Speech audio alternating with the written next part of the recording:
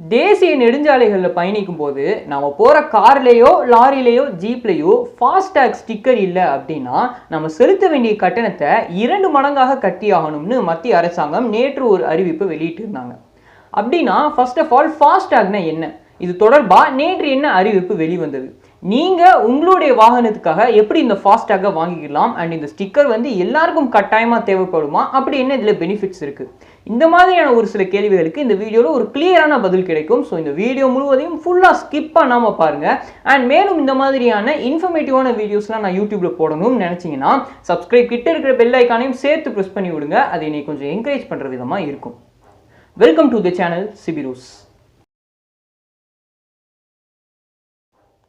India முழுவதும் கிட்டத்தட்ட 230 தேசிய நெடுஞ்சாலைகள் நேஷனல் ஹைவே இருக்கு. இந்த எல்லா ஹைவேயும் பராமரிக்கிறதுக்காக கொண்டு வரப்பட்டது தான் டோல்கேட் சிஸ்டம்னு சொல்லலாம். அதாவது ஒரு ஹைவேல இருக்கிற டோல்கேட்குள்ள நுழையும் போது நம்ம போற வாகனத்துடைய அடிப்படையில் ஒரு குறிப்பிட்ட மணி சார்ஜ் பண்ணப்படும். இதில் நம்ம காரில் போனோம் அப்படின்னா அதுக்கு ஒரு குறிப்பிட்ட கட்டணத்தை செலுத்தி ஆகணும். இதுவே நம்ம ஜீப்லேயோ லாரிலேயோ போனோம்னா அதுக்கு இந்த கட்டணம் மாறுபடும்னு சொல்லலாம். இந்த மாதிரியான டோல்கேட் சிஸ்டம் ஹைவேல மட்டும் இல்லாமல் வேற ஒரு சில இடங்களில் கூட நம்ம பார்க்கலாம். மதுரை ரோட்ல கூட இந்த சிஸ்டத்தை மெயின்டைன் பண்ணிட்டு இருக்காங்கன்னு நான் நினைக்கிறேன். ஆனால் ஹைவேன்னு சொல்லும்போது நிறைய பேர் வாகனங்களில் தொடர்ந்து ஒரே நேரத்தில் வந்துக்கிட்டே இருப்பாங்க. இதனால ஒவ்வொரு வாகனத்தையா செக் பண்ணி அவங்கள்ட்ட இருந்து கட்டணம் வசூலிக்கிறதுங்கிறது சாதாரண மேட்ரு கிடையாது. இதனால டோல்கேட் கிட்ட நிறைய வாகனங்கள் தொடர்ந்து வரிசையில் நின்று மணிக்கணக்காக காத்துட்டு இருக்கிற சூழ்நிலை ஏற்பட்டுருது. இதனால கூட்ட நெரிசலுமே அதிகமாக நேரம் தேவையெல்லாம் வீணடிக்கப்படுதுன்னு சொல்லலாம். அது மட்டும் இல்லாம ஃபேமிலியா கார்ல டூர் போயிட்டு இருக்கிறவங்களாம் கூட தள்ளி வச்சிடலாம். ஆனா எமர்ஜென்சி ரீசனுக்காக ஹைவேல போகும்போது அங்க இந்த டோல்கேட்ல யாரையாவது பிளாக் பண்ணாங்க அப்படின்னா அது பெரிய விளைவுல கொண்டு போய் முடிஞ்சிடும் இல்லையா? ஸோ இந்த பிரச்சனைக்கெல்லாம் ஒரு தீர்வாக தான் ஃபாஸ்டேக் கொண்டு வரப்பட்டதுன்னு சொல்லலாம். அது என்ன ஃபாஸ்டேக்னு கேட்டிங்கன்னா சாதாரணமாக இது ஒரு ஸ்டிக்கர் தாங்க. அதாவது நம்மளுடைய 4 சக்கர வாகனத்துடைய முன் கண்ணாடியில் இந்த ஸ்டிக்கர் ஒட்டி வைக்கணும்னு சொல்கிறாங்க. RFIDன்னு சொல்லப்படுற ஒரு குறிப்பிட்ட தொழில்நுட்பம் மூலமாக தான் இந்த ஸ்டிக்கர் இயங்குறதாகவும் சொல்லப்படுது. ஸோ இந்த ஸ்டிக்கரை ஒட்டி நாம் ஒரு ஹைவேல இருக்கிற டோல்கேட்டை கிராஸ் பண்ணோம் அப்படின்னா இந்த ஸ்டிக்கர் அதுவாகவே ஸ்கேன் ஆகி நம்ம வாகனத்துக்காக எவ்வளவு கட்டணம் செலுத்த வேண்டியது இருக்குமோ அதை நம்மளுடைய பேங்க் அக்கௌண்ட்ல இருந்து எடுத்து கொடுத்துருங்கிற மாதிரி சொல்கிறாங்க. ஸோ இந்த மாதிரி தான் இந்த ஸ்டிக்கர் ஒர்க் ஆகும். நாம நின்னு காசு கொடுக்க வேண்டிய தேவை கிடையாது. அதுவாகவே ஸ்கேன் ஆகி காசு எடுக்கப்பட்டுரும் சொல்றாங்க. ஆல்சோ நம்ம டோல்கேட்டை விட்டு கிராஸ் பண்ண உடனேயே நம்மளுடைய பேங்க் அக்கவுண்ட்ல இருந்து எவ்வளவு காசு எடுக்கப்பட்டதோ அது நம்மளுடைய போனுக்கு ஒரு மெசேஜ் மாதிரி வந்துடும் சொல்றாங்க. ஸோ இந்த மெசேஜ் மூலமா நம்மளுடைய பேங்க் அக்கவுண்ட்ல எவ்வளவு பேலன்ஸ் இருக்குங்கிறதெல்லாம் நம்மளால செக் பண்ணிக்க முடியும். இதுதான் ஃபாஸ்டேக் மெத்தட் இப்போ கொண்டு வந்திருக்காங்கன்னு சொல்லலாம். இப்போ கிடையாதுங்க. 2020 டிசம்பர் 1ஆம் தேதியே இந்த ஃபாஸ்டேக் ஹைவேல போற எல்லா வாகனங்களுக்கும் கட்டாயமா தேவைங்கிற மாதிரி மத்திய அரசாங்கம் சொல்லி இருந்தாலும் தங்களுடைய வாகனங்கள்ல ஃபாஸ்டாக வாங்கி பொருத்துறதுக்கு மக்களுக்கு டைம் தேவைப்பட்டதுங்கிறதுனால டிசம்பர் 15 ஜனவரி 1ன்னு தொடர்ந்து இதற்கான கால அவகாசத்தை நீட்டிச்சுட்டே இருந்தாங்க. பட் கடைசியா பிப்ரவரி 15ஆம் தேதி வரைக்கும் இதற்கான அவகாசத்தை நீடிச்சு பிப்ரவரி 15 அதாவது திங்கட்கிழமை நைட்ல இருந்து ஹைவேல போற எல்லா வாகனங்களுக்கும் ஃபாஸ்டாக் கட்டாயமா தேவைங்கிற மாதிரி மத்திய அரசாங்கம் சொல்லிட்டாங்க. ஒருவேளை ஏதாவது ஒரு வண்டியில ஃபாஸ்டாக் ஸ்டிக்கர் இல்லை அப்படின்னா அந்த வாகனத்துக்காக வரையறுக்கப்பட்டதை விட 2 மடங்கு அதிகமான கட்டணம் செலுத்த வேண்டியது இருக்குங்கிற மாதிரியும் மத்திய அரசாங்கம் அதாவது மத்திய சாலை போக்குவரத்து துறை சார்பில் சொல்லப்பட்டிருந்துச்சு. சரி, இந்த ஃபாஸ்டாக் மெத்தட்ல அப்படி என்ன பெனிஃபிட் இருக்குன்னு கேட்டீங்கன்னா எல்லாமே ஆன்லைன் மூலமா நடக்கிறதுனால இந்த டைரக்ட் கான்டாக்ட் நம்மளால குறைக்க முடியும். இதனால நேரம் வீணடிக்கப்படுறதையும் நம்மளால குறைக்க முடியும், கூட்ட நெரிசலையும் குறைக்க முடியும்னு சொல்றாங்க. அதே மாதிரி ஹைவேல கிராஸ் பண்ணும்போது நிறைய பேர் கட்டணம் செலுத்தாமலே தப்பிச்சு ஏமாத்துறவங்கலாம் இருக்காங்களாம். ஸோ அந்த மாதிரியான ஸ்கேம்ஸையும் இந்த ஃபாஸ்டேக் மூலமா தடுக்க முடியும்னு சொல்றாங்க. ஸோ இந்த மாதிரி ஒரு சில பெனிஃபிட்ஸ் இருக்கு. ஆனா ரொம்ப முக்கியமா ஒரு பெனிஃபிட் இருக்கு. அது இந்த வீடியோவோட கடைசியில் ஃபினிஷிங் பாயிண்ட் மாதிரி நான் சொல்றேன். சரி, இந்த ஃபாஸ்டேக்ல இவ்வளோ நல்ல விஷயங்கள் இருக்கு, என்னுடைய வாகனத்துக்காக நான் இந்த ஸ்டிக்கரை வாங்கி வச்சுக்கிறது எப்படின்னு நீங்க கேட்கலாம்.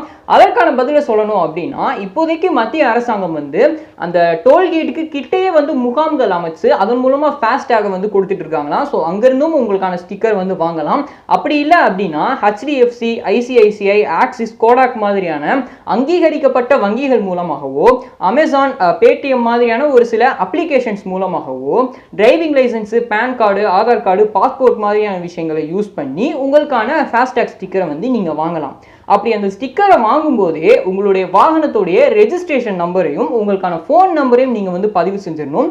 அதை வந்து பேங்க் அக்கௌண்ட் உடனாகவோ அல்லது டெபிட் கார்டு கிரெடிட் கார்டு உடனாகவோ ஆன்லைன் மூலமாக உங்களுடைய ஃபாஸ்டாக் ஸ்டிக்கரில் வந்து சேர்த்துக்கலாம்னு வந்து சொல்கிறாங்க. ஸோ இப்படி தான் ஒரு ஃபாஸ்டாக் ஸ்டிக்கரை வாங்கி நான் முன்னாடி சொன்ன மாதிரி உங்களுடைய வாகனத்துடைய முன் கண்ணாடியில் ஒட்டி வச்சுக்கணும்னு வந்து சொல்கிறாங்க. அண்ட் ஒரு ஃபாஸ்டாகோட வேலிடிட்டி முதல் 5 வருடங்களுக்கு மட்டும்தான். ஸோ 5 வருடங்கள் முடிவடைஞ்சிருச்சு அப்படின்னா உங்களுடைய ஃபாஸ்டாக் வந்து கண்டிப்பாக ரீசார்ஜ் பண்ணி ஆகணும். அதுவும் ரொம்ப ஈஸியான விஷயம் தாங்க. உங்களுடைய கிரெடிட் கார்டு மூலமாகவோ டெபிட் கார்டு மூலமாகவோ இந்த ஃபாஸ்டாக் வந்து நீங்கள் 5 வருடங்களுக்கு ஒரு முறை ஈஸியாக ரீசார்ஜ் பண்ணிக்கலான்ற மாதிரி சொல்கிறாங்க. அண்ட் இப்போதைக்கு இந்த ஃபாஸ்டாக் வந்து பொதுமக்கள் எல்லாருக்குமே கட்டாயமாக்கப்பட்டிருக்கு. ஆனால் ஒரு சில வாகனங்களுக்கு மட்டும் இந்த ஃபாஸ்டாக் இல்லாமலே ஹைவே கிராஸ் பண்ணலாம்னு வந்து சொல்லியிருக்காங்க.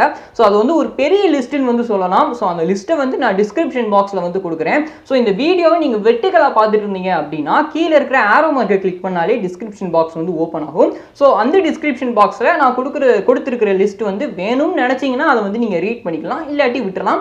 ஸோ இந்த விஷயத்தை தான் இந்த வீடியோவில் நான் கவர் பண்ணணும்னு வந்து நினச்சேன். பட் வீடியோ முடிக்கிறதுக்கு முன்னாடி இந்த ஃபாஸ்டாக் பற்றின ஒரு பெனிஃபிட்டை ஃபினிஷிங் பாயிண்டாக நான் சொல்லி முடிச்சிருக்கேன்னு வந்து சொல்லியிருந்தேன் இல்லையா? அது என்னன்னு வந்து கேட்டிருந்தீங்கன்னா, இப்போ நம்ம சாதாரணமாக காரில் போயிட்டு இருக்கும்போது ஒரு இடத்துல வெயிட் பண்ணணும் அப்படின்னா நிறைய நேரங்களில் நம்ம இன்ஜினை வந்து ஆஃப் பண்ணுறது இல்லைன்னு வந்து சொல்லிடலாம். இந்த மாதிரி டோல்கேட் கிட்ட வெயிட் பண்ணிட்டு இருக்கும்போதும் நிறைய பேர் வந்து இன்ஜினை ஆஃப் பண்ணாமலே இருந்துட்டு இருந்தாங்க.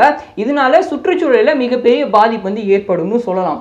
இதனால என்ன பாதிப்பு ஏற்படுற போது அப்படின்னு கேட்டிங்கன்னா, இப்போ நம்ம வெயிட் பண்ணுறது டோல்கேட் கிட்ட வெயிட் பண்ணுறது வந்து சென்னையிலையோ மும்பையிலையோ இருக்கிற ஒரு குறிப்பிட்ட ஹைவேல மட்டும் கிடையாதுங்க. இந்தியா முழுவதும் இது நடக்கிறதுனால கண்டிப்பாக நம்மளுடைய சுற்றுச்சூழலில் ஒரு சின்ன இம்பாக்ட் கூட ஏர் பொல்யூஷன் மூலமாக நம்மளுடைய இந்த என்ஜின் ஆன் ஆயிருக்கிறது வந்து ஏற்படுத்தும் வந்து சொல்லலாம். ஆனால் இந்த ஃபாஸ்டாக் கொண்டு வந்ததுனால இப்போ நம்ம வந்து நேரடியாக காரில் வந்து போய்கிட்டே இருக்கோம், டோல்கேட்டில் வெயிட் பண்ண வேண்டிய தேவை இல்லை அப்படிங்கிறதுனால இது வந்து நம்மளுடைய சுற்றுச்சூழலில் கண்டிப்பாக ஒரு சின்ன குட் இம்பாக்டை ஏற்படுத்துறதுக்கான வாய்ப்பு இருக்குன்ற மாதிரி எக்ஸ்பர்ட்ஸ் எல்லாம் வந்து சொல்கிறாங்க. ஸோ இந்த விஷயங்களெல்லாம் இந்த வீடியோவில் நான் கவர் பண்ணணும்னு வந்து நினச்சேன். பட் இந்த ஃபாஸ்டாக் சிஸ்டம் வந்து சரியானதாக இருக்கா இல்லை உங்களுக்கு வேணாம்னு நினச்சிங்கன்னா உங்களுடைய கருத்துக்கள் கீழே கமெண்ட் பாக்ஸில் வரவேற்கப்படுகின்றன. அண்ட் என்னோட இந்த ஒர்க் பிடிச்சிருந்துச்சு அப்படின்னா சப்ஸ்கிரைப் பண்ணி கிட்ட இருக்கிற பெல் ஐக்கானை ப்ரெஸ் பண்ணுறது மட்டும் இல்லாமல் இந்த வீடியோக்கு ஒரு லைக் பண்ணுறது மூலமாகவும் உங்களுக்கு தெரிஞ்ச 4 பேருக்கு இந்த வீடியோவை ஷேர் பண்ணி விடுறது மூலமாகவும் என்னை நீங்கள் சப்போர்ட் பண்ணலாம். அண்ட் என்னோட இந்த எக்ஸ்பிளனேஷன்லையோ எடிட்டிங்ஸ்லையோ ஏதாவது குறைகள் கருத்துகள் நீங்கள் சொல்லணும்னு நினச்சிங்கன்னா அதை தெரிவிக்கிறதுக்காக இருக்கவே கமெண்ட் பாக்ஸ். பட் இதையெல்லாம் தாண்டி யூடியூப் இல்லாமல் வேற ஒரு சில சோஷியல் மீடியா லிங்க்ஸ்மே வந்து டிஸ்கிரிப்ஷன்லேயே கமெண்ட் பாக்ஸ்லையும் கொடுக்கப்பட்டிருக்கும். ஸோ மற்ற சமூக வலைத்தளங்கள் மூலமாகவும் உங்களுடைய கருத்துக்களை என்னிடம் வந்து சேர்க்கலாம். தேங்க்ஸ் ஃபார் வாட்சிங்.